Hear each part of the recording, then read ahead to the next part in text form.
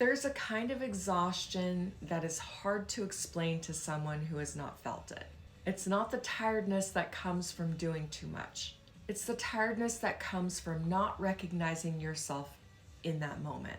You said yes when something inside of you really meant no. You responded quickly, and then you replayed your tone later when you were quiet. You made a decision just to get out of discomfort. And even as you were doing it, you knew that it wasn't coming from your clearest place. That kind of disconnect, it carries weight. Not because you failed and not because you're off track forever, but because when your response does not feel aligned with who you are, something in you notices. Today, I want to talk to you about what it means to come back from that, not through a dramatic reset, not through perfection, but through the quiet, real-time return that becomes available in that moment you choose to reach for it. This is returning to alignment after disruption. So what we're actually going to be talking about, and I want to name this very clearly because women live this experience, then say it out loud. Alignment is not about having a perfect life. It is not about always feeling calm. It is about living from your own clarity, moving from intention, responding in a way that feels true to your values, your rhythm, and your own knowing. But alignment doesn't stay untouched. Pressure comes in, stress rises, emotion intensifies, and then suddenly the connection to your own clarity feels much quieter and it's harder to reach, less available in that moment. That does not mean it's gone, and it means that something is interfering with your access to it. And often it's not one big event that creates the most distance from yourself. It's an accumulation, the repeated habit of reacting quietly to relieve tension. The pattern of saying yes before the no has a chance to form. The posture of managing what is happening externally before checking in internally. And eventually you look up and something just feels off. It's not dramatic, just unfamiliar. Like you have been moving, but not fully from yourself. That is what disruption feels like. And I want to say this clearly. That is not a character flaw. It's not a sign of weakness. This is what happens when life applies pressure and you don't have a reliable way to return to yourself in real time. Most women know they are in alignment. They can feel the difference, and they usually know when they're not. What they often have not been taught is what to do in that moment when they feel themselves leaving it, in the moment that they feel the pull toward the reaction, towards self-abandonment, or towards choosing quickly just to make the pressure stop. That's what I want to focus on today. Alignment is not a destination. One of the most important shifts in this work and in the way that I teach it is understanding that alignment is not a destination. It's not a final state that you reach and then you protect it forever.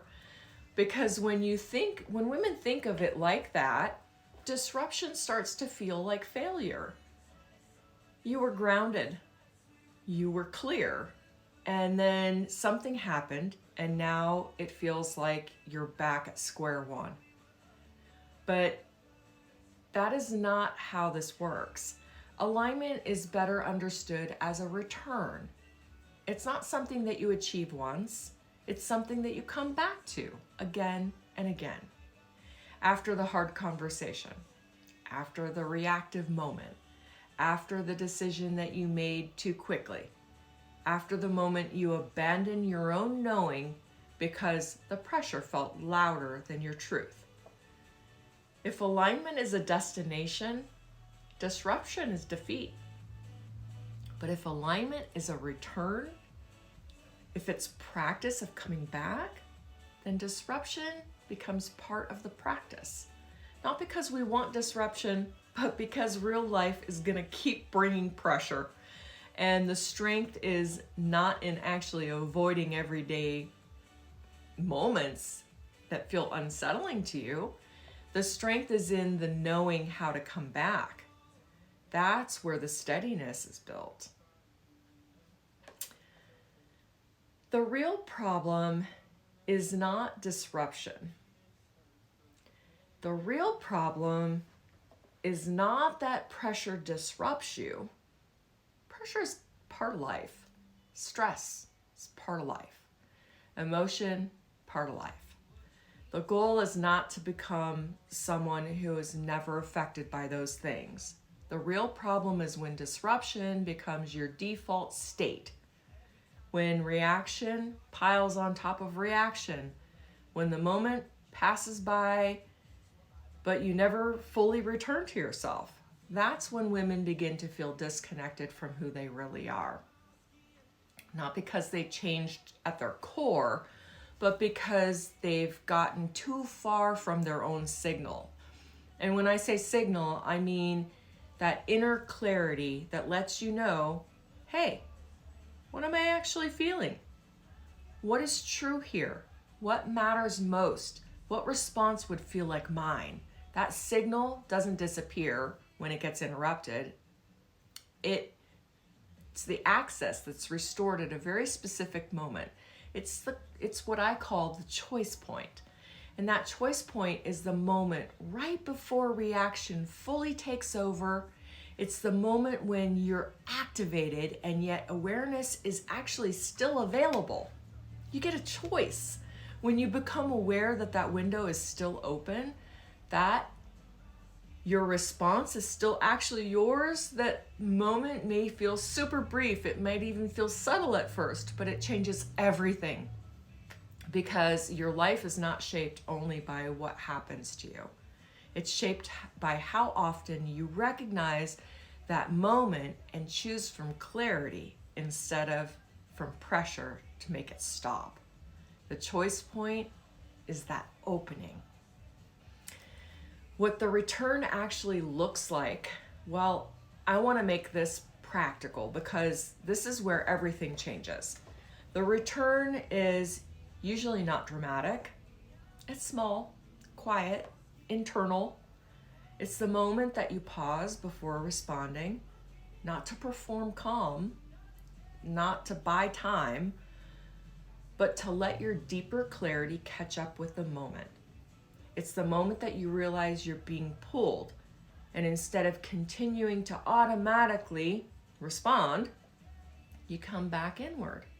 It's that moment that you stop following the first emotional surge and begin listening to what is actually true underneath of it. That is the return, and this is what makes this work different from so many of the other personal growth things that women have already done. A great deal of that work is retrospective. You look back, you understand the pattern, you journal, you insight, you set the intention for the next time. And that work matters. It really does. It builds awareness. It's real. But awareness after the fact is not the same as access in the moment. Let's be clear about that. What changes your life is not only understanding yourself afterward, it's building the capacity to meet yourself while it is actually happening inside the pressure, inside the activation, in a few seconds before the old pattern takes over. That is where the choice point lives. And that is where the 7 positivity keys become so powerful, not as concepts to admire later, but as a way to return to yourself while the moment is still alive. The practice that makes it reliable, the 7 positivity keys, they're not a checklist. I want to say that plainly, because when women treat them as steps to perform, they miss what they actually are. The keys are an internal orientation system. You learn them in order, and that structure matters. Thought, intention, visualize, feelings, action, share, and touch. Each one builds on the last.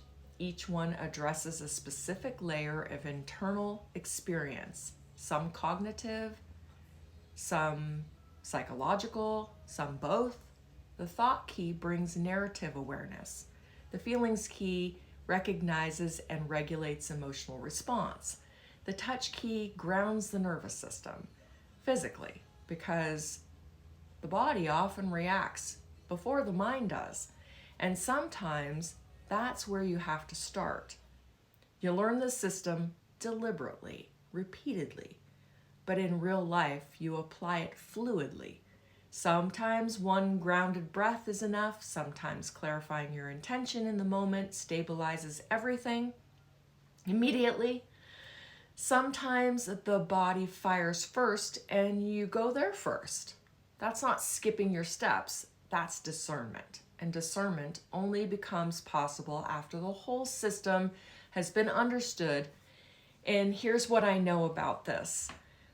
And it becomes reliable under the pressure. You do not rise to motivation. You default to what's familiar. We're building familiarity. That is the purpose of the program, the Elevate Your Life program, not information installation. The keys are practiced and repeated until they're no longer something that you think about. There's something that you return to automatically in real time when it's happening. Alignment restored is not becoming something different. It's returning to yourself clearly enough that your next choice reflects who you actually are. And then over time, these moments, they matter because the direction of your life is shaped again and again by what you do at that choice point. Do you react from pressure? Or do you return and choose from clarity and intention? That's where the change actually begins. So what to carry from this episode? If there's one thing that you could carry from today, it's this. The next time that you notice that you've drifted, don't waste any time or energy measuring the distance. Do not turn it into a verdict. Do not make the disruption mean more than it actually does. Just return. Return to your breath, return to your body, return to what's actually true, return to the part of you that still knows. It does not have to be elegant, and it doesn't have to be instant. It doesn't have to be perfect. It just has to happen, because alignment is not about never being disrupted. It's about becoming someone who knows how to come back again and again with increasing steadiness. That's the practice. If this episode resonated with you, if you know what it feels like to lose access to yourself under pressure and you want more reliability way back, that is exactly the kind of work that I do inside the Elevate Your Life program. Not insight after the fact, the actual practice of recognizing the choice point, using the 7 positivity keys as real-time internal orientation system and building more aligned response in moments that actually shape the rest of your life. You can find more information at positivitykeys.com. And if you have been seeing my posts about the live training this month, on May 27th, I'm hosting a free session where I'm going to teach the choice point directly. And I'm going to walk you through why that moment matters so much when it comes to clarity and self-trust and aligned decision making. That information is going to be in the bio there. And until next time, thank you so much for showing up. If you aren't following the podcast, please follow, share it with somebody who needs it. Thanks for being here today. The work of returning to yourself after disruption is not always dramatic. Most of the time it's very quiet, but in my experience, it's some of the deepest and most lasting work that we can do. Because you don't need to become a different woman. You need to strengthen your ability to access who you already are, especially in the moments when pressure tries to pull you away from it. You already know the version of yourself who moves with clarity, who responds with steadiness, who chooses from alignment. She's not far away. She's not someday. She's the part of you that becomes available again when you return. That's what we're building. I'll see you in the next episode. Thanks for being here.